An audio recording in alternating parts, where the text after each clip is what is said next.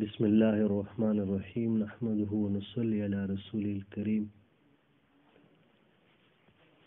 حلال و حرام معایرو کې شپږم معیار هغه طیبات و خبائث یا استطابت و استخباس ورته ویل شي. استخباس و استقذار مطلب دا ده چې یو شی طبعي طور باندې قابل نفرت وي.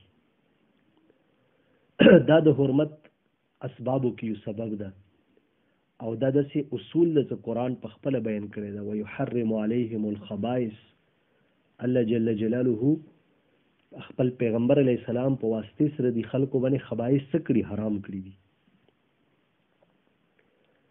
دلته مو سره دوه الفاظ دي، یو طیب ده او یو خبیث ده. طیب پاکیزه ته ویلی شي.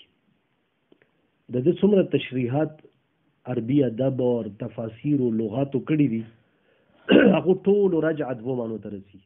یو المستلذ لذیذ، دوم نمبر حلال و پاکیزه.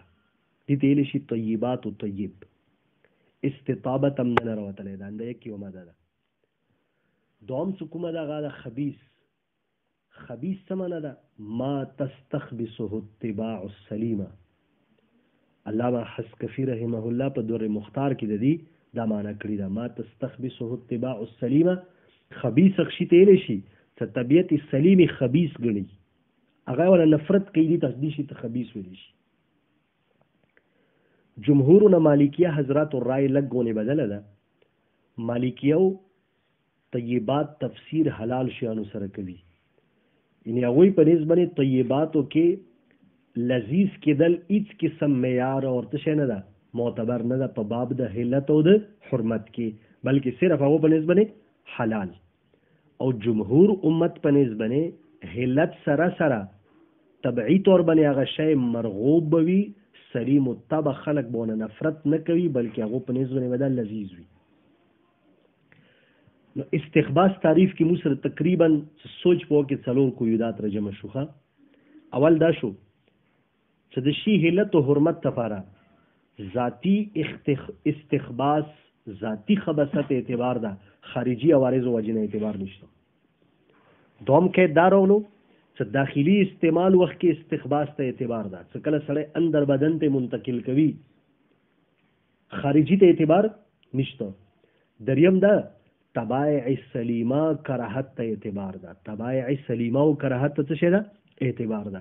او څلورم جمهور ولکم ذوق بیا په طبیعت سلیم کې اندر امغه ته اعتبار ده.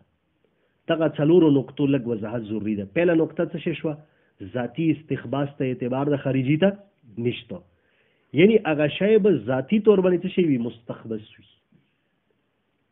عوارض خارجیه وجه نه کوي، شي سره خو بس لګېدو هغه ته به اعتبار نه وي. یعنی اخ په بنیاد به د شي ته مو حرام نه وایو، د شي ته به مو مردار نه وایو، بلکې دا یو عارضي شی ورپرې لګېدلی.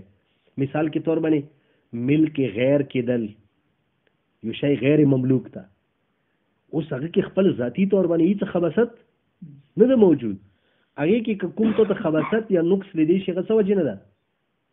هغه خارجي امور والا متصل کېدو وجې نه، هغه ملک غیر د اخ په وجې باندې هغې کې خباثت ده. مثال کې طور باندې ګوره، یو شی ده هغه حلال هم ده، طاهر هم ده، مملوک هم ده، دا ته استعمالوی شي. لکه خپل اوبه بوتل کې در سره دي، هم طاهری دي، هم پاکیزه دي، او هم مملوکی دي. اوس ګوره یو شی به طاهر وي، پاکیزه به وي، طیب به وي، طاهر به وي، خو څه به نه وي؟ مملوک به نه وي. ته نشي استعمالوی. لکه پردۍ اوبه څنګه ځان ته خپل بوتل کې چولی دي او ګرمۍ موسم ده، په سفر روانې، ملګري بې اجازته ته استعمال اجازت نه ده د شی استعمال کې. یو شی داسې ده چې هغه به طاهر وي خو طیب به نه وي، او وي به مملوک، دا به نه استعمالوي. مثال کې طور باندې سلند وکړلو، ګرمۍ موسم ده، فرج کې د کېنادولو، بهر کولو فضا کې د کېنادولو، څه شپه ساړه تېره کړي، شپه ورباندې تېره شوله، سهار هغه بوی کړی څښا. اوس دا شی وګورئ، طاهر ده خو طیب نه ده، مملوک ده غیر مملوک نه ده، خو ته خوړی نشي، د دې استعمال ته اجازت نشته. یو شی به داسې وي چې هغه به طاهر هم وي مملوک به هم وي خو هغه به خوړی نه شي لکه خاورې تو خپل کور پټي خاورې ده نه شي خوړی نو شریعت مو د څه کړي دا ټول هغه یې بیان کړي دي فرق مراتب یې مو ته کړی د شیانو کې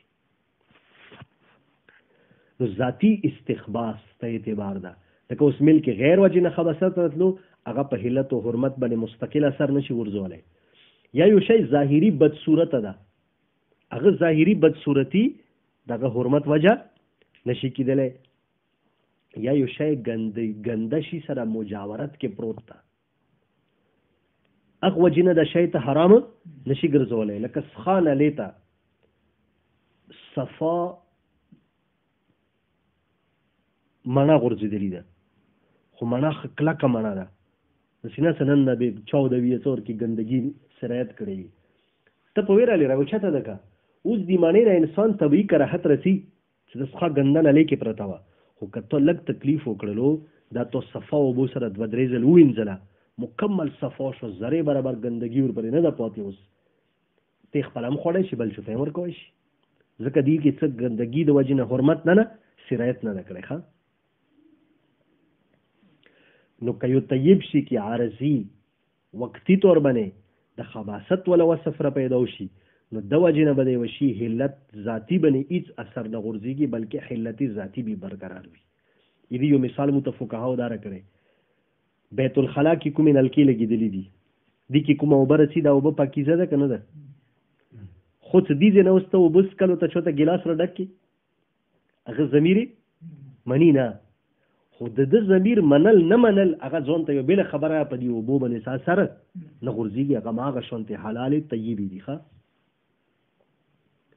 شودو کې مچ وغورځېدو چای کې مچ وغورځېدو بل مشروب کې مچ وغورځېدو مو ته حدیث کې څه حکم ده سر دواړه وزرې ور ډوب کړه یعنې مکمل ډوبه ورته ویر کړه هغه نه بعد یې کسکې وس کړه اوس طبیعت یې که نه منیم که نه خو ده په حرمت کې څه خبره نشته چې د مو حرام وګرځو خو سکلې ضروري هم نه دي دا هم فقهي مسله ده د دې سکل ضروري نه دي ته یې ضایع کولی شي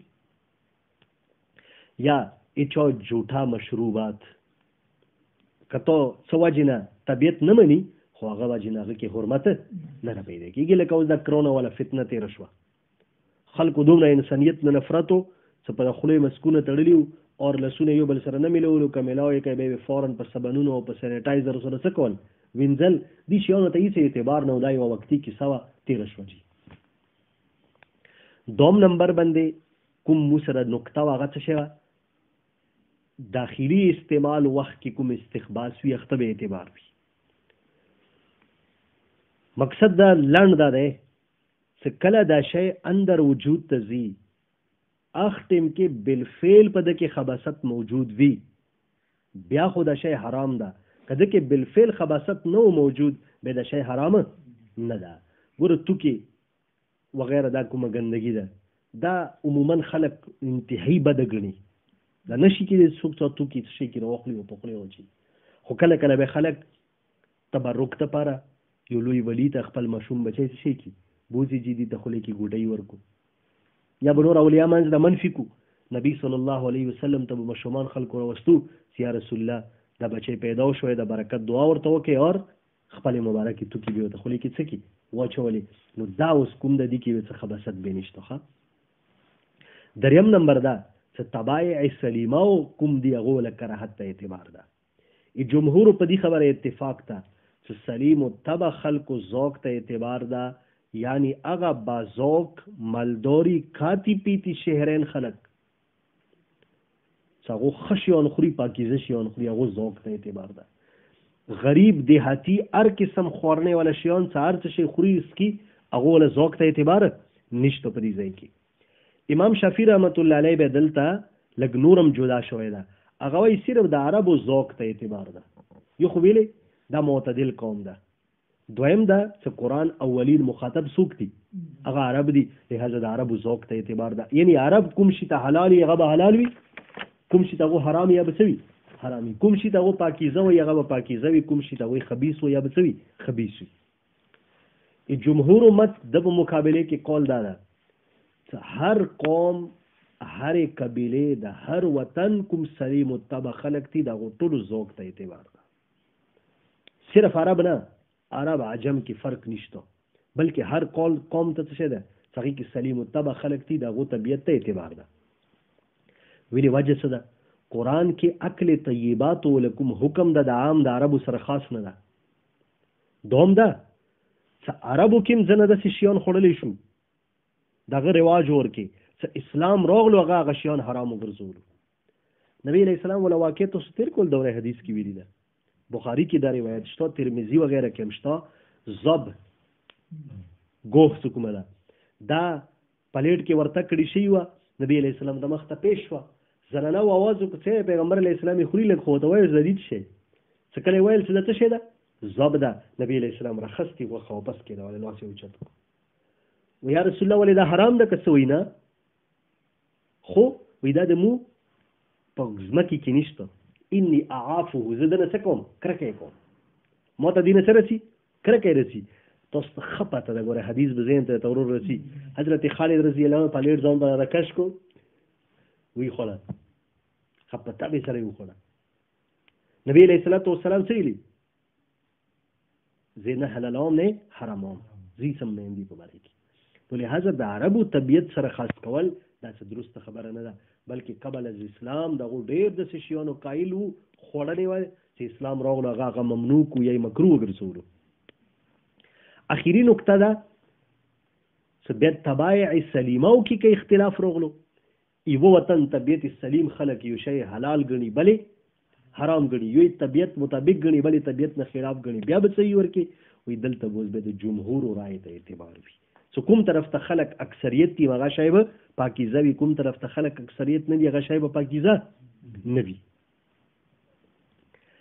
که به دواړو جانب ته بالکل علی السواو، دلته د جمهورو پته نه لګېده چې څوک دي، نو بیا جي هر یو قوم په حق کې خپل ذوق کوم د مغه معتبر ده، هر قوم په حق کې خپل ذوق څه ده بیا مغه معتبر ده. اخیری خبره ده چې معیار د استطابت او استخباس مطلق نه ده، بلکې د لپاره یو دوه شرایط موجود دي. اول شرط ده چې منصوص شیانو کې به استطابت او استخباس کوم معیار د دې ته اعتبار نه وي، بلکې د حلت او حرمت معیار به نسب نه وي. مثلا حلال زنور ولا خصیتین شو، دا په غټو شهرونو کې انتهایی مهنګه خرڅېږي، هوټلو کې د دې سیخونه ټول نه څه خرڅېږي؟ مهنګه خرڅېږي. اوس هم په دې خلکو کې شته خلک کې خوري، خو نه جي د دې خلکو طبیعت ته هېڅ اعتبار نشته. از روی حدیث دا مکروه تحریمي ګرځولې شوي دي، که چاته لذیذ لګي که نه لګېږي دا به څه وي؟ دا به مکروه وي. دوم نمبر استخباس کوم ده، دا مطلقاً حرمت او د کراهت معیار ده. دا ډېره بنیادي خبره ده. یو شي کې خباثت څه پروت وي که نه، دا مطلقاً څه شی ده؟ د کراهت او د حرمت معیار ده. او د مقابلې کې څوک ته استطابت، دا مطلقاً د حلت معیار نه ده. ما تاسو ته یو تفصیل بیان کو خاورو باره کې، بدبوداره خوراک څه بوی وکړي خاشیخ په باره کې هم ته کیسه تېره کړه. یعنی هر لذیذ و مرغوب شی حلال نشي کېدی څو پرې چې د درې اوصاف ورکې نه موجود. اول نجس به نه وي، که چېرې نجس و بیا دا شی نه ده پاک. دوم نمبر مضر به نه وي، که مضر و بیا نه ده حلال. دریم دا چې طبعي طور باندې به مرغوب او لذیذ شی وي. بس هغه نه بعد بیا د حلت او حرمت ولا د کوم معیارات یې هغه څه شو سر ته ورسېدو. موږ به داسې څه طریقه کوو دي کې چې کوم شی خباثت باندې بنا ده به مطلقاً حرام ګڼو، کوم شی خباثت باندې نه ده بنا، طیب شي باندې بنا ده هغې کې به د درې اوصافو څه کوو خیال ساتو چې یو نجس نه وي، او دوم نمبر مضر نه وي، او طبعي طور باندې ورسره څه شی وي مرغوب.